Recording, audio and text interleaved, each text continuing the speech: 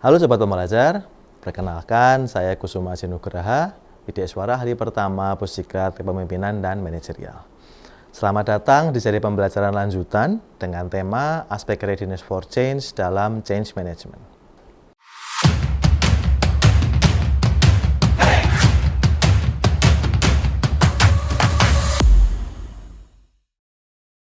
Yang pertama, berdasarkan hasil penelitian dari Armenakis, Harris, dan Moosholder tahun 1993, kesiapan untuk berubah merupakan faktor penting yang mempengaruhi pegawai sebagai awal untuk mendukung inisiatif perubahan.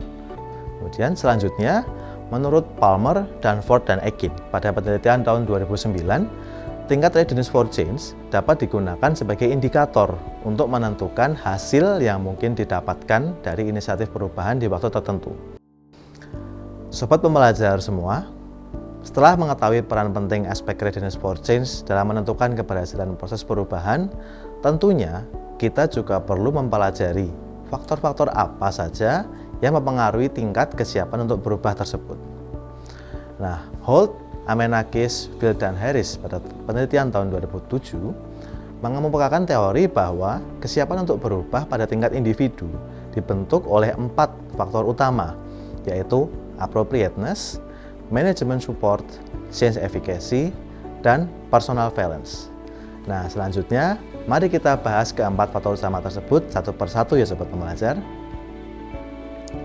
Oke, faktor yang pertama adalah appropriateness. Appropriateness merupakan keyakinan individu bahwa perubahan yang dilakukan akan tepat bagi organisasi, dan organisasi juga akan mendapatkan keuntungan dari penerapan perubahan tersebut. Semakin tinggi tingkat appropriateness menunjukkan bahwa proses perubahan yang sedang berlangsung telah sesuai dengan harapan dan kebutuhan tidak hanya individu tetapi juga organisasi. Faktor kedua adalah manajemen support. Manajemen support merupakan keyakinan atau persepsi individu bahwa para pemimpin dan pihak manajemen akan mendukung dan berkomitmen penuh terhadap perubahan yang telah direncanakan.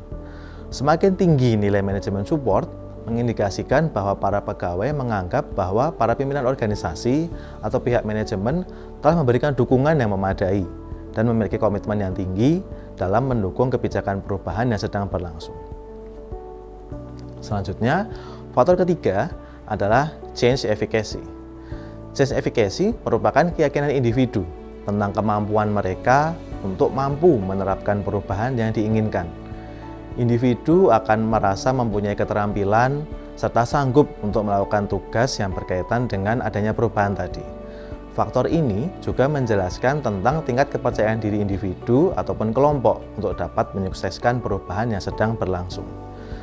Tingkat change efficacy yang tinggi dapat diinterpretasikan bahwa implementasi kebijakan perubahan yang sedang berlangsung itu didukung oleh kepercayaan diri pegawai yang tinggi, sehingga mereka merasa yakin akan mampu berkinerja dengan lebih baik dan sukses untuk mengimplementasikan kebijakan dimaksud. Sedangkan faktor yang terakhir atau faktor yang keempat adalah personal balance. Personal balance merupakan perasaan individu tentang keuntungan personal yang akan didapatkan apabila perusahaan tersebut diimplementasikan. Tingkat personal balance yang tinggi mengindikasikan bahwa pegawai mempersepsikan implementasi kebijakan perubahan yang sedang berlangsung akan memberikan manfaat yang positif atau menguntungkan bagi mereka. Nah, sebagai contohnya, misalnya selama pandemi, perubahan pola kerja melalui implementasi kebijakan flexible working space memiliki tingkat personal balance yang tinggi karena para pegawai Kementerian Keuangan merasakan banyak manfaat positif dengan adanya kebijakan tersebut. Antara lain adalah menghemat biaya dan waktu transportasi, meningkatkan kinerja dan produktivitas, serta mendukung terciptanya work-life balance di lingkungan kerja. Nah, Sobat Pembelajar, demikianlah penjelasan terkait pentingnya kita mengetahui tingkat readiness for change atau kesiapan untuk berubah beserta dengan 4 faktor utama yang mempengaruhinya. Semoga pengetahuan ini bermanfaat untuk Sobat Pembelajar semua dalam mengelola perubahan di lingkungan kerja masing-masing. Demikian dari saya, salam belajar tanpa batas. Terima kasih.